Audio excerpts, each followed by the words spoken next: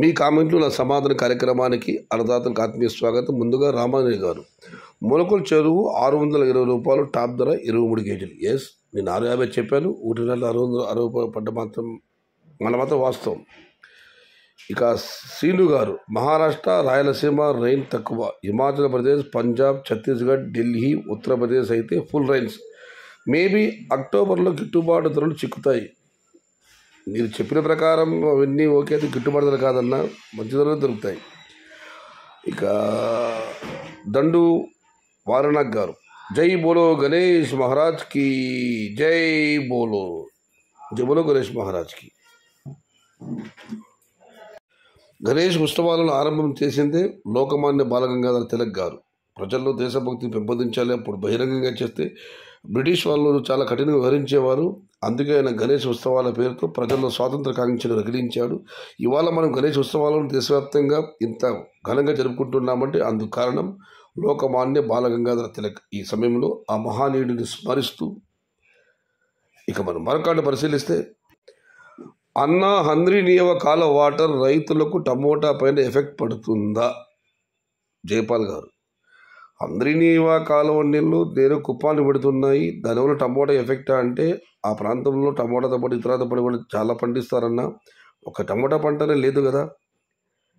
ఆ నీళ్ళ ప్రభావం ప్రత్యేకంగా టమోటా పైన పడుతుందని నేను అనుకోవడం లేదు. అక్టోబర్లో మొలకల చెరువులో 1000 రూపీస్ బాక్స్ పక్కా. ఇది సెప్టెంబర్ వచ్చే రానున్న నెల. ప్రిన్స్ మధు గారు, ఆయన అన్నట్టు జరగాలని, ఆ భగవంతుడు అనుగ్రహించాలని మనస్ఫూర్తిగా దేవుణ్ణి వేడుకుంటూ, ఇక భూషణ్ గారు, ఆగస్టు లాస్ట్లో సెప్టెంబర్లో పెరుగుతుంది అనుకోవడం, సెప్టెంబర్ లాస్ట్కి అక్టోబర్లో పెరుగుతుందని ఆశపడటం, ఇదే రైతన్నల యొక్క ఆశ. రైతు ఆశాజీవి. ఆగస్టు లాస్ట్లో, ఆగస్టు చివరిలో సెప్టెంబర్ ధరలు పెరుగుతాయని ఆశించడం, అట్లా ఏమైనా జరిగితే సెప్టెంబర్లో చివరిలో అక్టోబర్లో ధరలు వస్తాయని ఆశపడటమే రైతన్న ఆశాజీవి. రైతన్న ముందు ఉన్న పరిస్థితి ఇది అంటూ ఆయన భూషణ్ గారు కామెంట్ పెట్టారు. ఈ సందర్భంలో రామ్ గోపాల్ వర్మ గారు తొలిసారి దర్శకత్వం వహించిన శివ సినిమా, తెలుగు సినిమా యొక్క స్వరూపాన్ని మార్చిన చిత్రం అది. ఇప్పుడైతే రామ్ గోపాల్ వర్మ గారు పిచ్చి పిచ్చి సినిమాలు తీస్తున్నారు, కానీ తెలుగు సినిమా చరిత్రని మలుపు తిప్పే వ్యక్తి, దాని స్వరూపాన్ని మార్చిన వ్యక్తి. ఆయన ఒక పాట ఉందిగా, మార్చిపోయిన సెప్టెంబర్ పైన వాయిదా పద్ధతుంది తేలికైనా అని. పరీక్షలు రాసి విద్యార్థులు ఎలా అనుకుంటారు, రైతులు కూడా అంతే. రైతే కాదు, మనిషి ఆశాజీవి. 100% అక్టోబర్ రేట్స్ హెవీగా ఉంటాయి, షూర్. జై ఎన్టీఆర్. అఖిల్ రెడ్డి గారు, చాలా కాలం తర్వాత అఖిల్ రెడ్డి గారు కామెంట్ పెట్టారు. Thank you bro. మదనపల్లి మార్కెట్లో చిన్న క్రేట్స్ పెట్టడం మంచిది, రైతులు గ్రేడింగ్ తీసుకొచ్చే విధానం అమలు చేయాలి. శ్రీకాంత్ రెడ్డి గారు, ప్రయత్నాలు జరిగాయి, ప్రయత్నాలన్నీ ముగిశాయి. చివరికి లెవెల్ క్రేట్ పెట్టి తోటల దగ్గర క్లీన్ చేసుకొని రమ్మన్నా కూడా అర్ధరాత్రి పూట ఇక్కడ మదనపల్లి మార్కెట్లోని తోటల్లో గ్రేడింగ్ చేశారు, కానీ ఇంటి దగ్గర నుంచి గ్రేడింగ్ తీసుకొచ్చే చాలా తక్కువ. చిన్న క్రేట్లు పెట్టినప్పుడు కూడా ఇక్కడ వచ్చి మళ్ళీ కాయలు కొమ్మరించి మళ్ళీ గ్రేడింగ్ చేశారు. ఎన్నో ప్రయత్నాలు జరిగాయి, కానీ రైతులు సహకరించకపోవడం. మండీ యజమానులు కూడా మా దగ్గర పెద్ద క్రేట్లు ఉన్నాయి, ఇప్పటికిప్పుడు చిన్న క్రేట్లు పెట్టాలంటే పెట్టుబడి ఎక్కడి నుంచి తేవాలి ఎలా అని ఆలోచించడం వల్ల కూడా, సహకరించకపోవడం వల్ల కూడా చిన్న క్రేట్లు విఫలమయ్యాయి. లెవెల్ క్రేట్లో ఇప్పుడు ఇది లెవెల్ క్రేట్ల విధానం అమల్లో ఉంది, కానీ బట్ ఇళ్ళది గ్రేడింగ్ కావడం లేదు. మదనపల్లిలో మార్పు రాదు, మదనపల్లి సమయాన్ని మార్చకూడదు, ఈ విధానం కూడా మార్చలేదు. ఇక లెవెల్ క్రేట్లు కంటిన్యూ అయిపోతాయి, బట్ ఇళ్ళ కాడికి మాత్రం, ఇంటి దగ్గర నుంచి మాత్రం రైతులు గ్రేడింగ్ చేసి మదనపల్లికి తీసుకురారు. అది కోలారుకి అయితే ఫస్ట్, సెకండ్, థర్డ్ ఇంటి దగ్గర వేరిపోతాయి. కోలారు, ఒడ్డిపల్లి మార్కెట్లకి. మదనపల్లి, భీమవరం, భీమవరంలో మీరు చూస్తూనే ఉంటారు, కొత్త అల్లుడికి ఎలాంటి మర్యాదలు చేస్తారు. ఈ మాట కూడా అంతే. ఇక్కడ అలవాటైపోయింది. పెట్రోల్ ఒకసారిగా రాదు మనకు. పెట్రోలియం, అందులోంచి పెట్రోల్, కిరోసిన్, డీజిల్, మైనము అన్నీ ఎలా వస్తాయో మదనపల్లి మార్కెట్లో టమాటాలన్నీ కలిసి వస్తాయి. ఇక్కడ వచ్చి అవన్నీ వేరైతాయి. ఇది దశాబ్దాలు కొనసాగుతుంది. ఇక దీన్ని మనం మార్చలేం.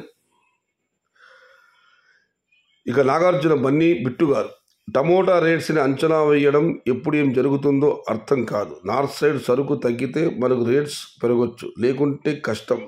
సయ్యదన్న, నార్త్ సైడ్ ఇంకా ఎన్ని రోజులు స్టాక్ ఉంటుందో మీరైనా చెప్పండి. నార్త్ సైడ్ స్టాక్ ఇప్పుడిప్పుడే ఆరంభమైందన్న ఒక గత 5-6 రోజులు కురిసిన వర్షాల వల్ల ఔరంగాబాదు, లాతూర్ ఇక్కడి నుంచి టమోటాలు ఉత్తర భారత బార్డర్ రాకపోవడం వల్ల మరియు క్వాలిటీ దెబ్బతినడం వల్ల ఈ 5-6 రోజులు కాస్త మన టమాటా కాస్త డిమాండ్ ఏర్పడింది. ఇప్పుడు అక్కడ వర్షాలు వెలిసాయి అంటున్నారు.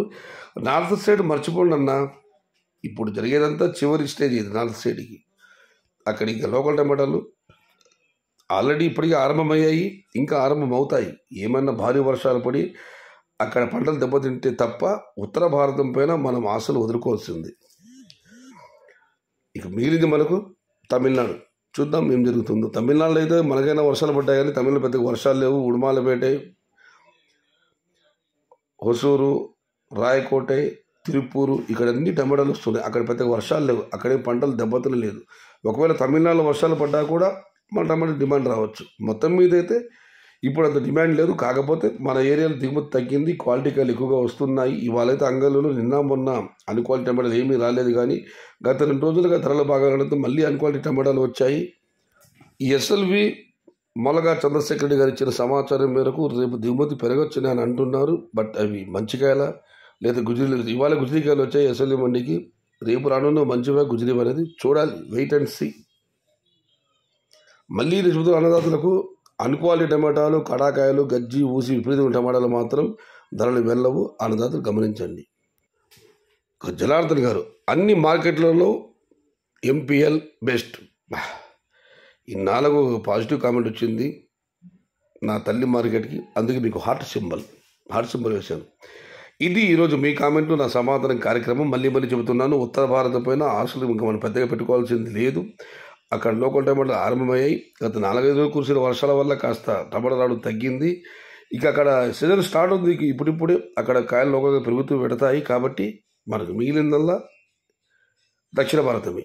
ఇది ఈరోజు మీ కామెంటు, నా సమాధానం కార్యక్రమం.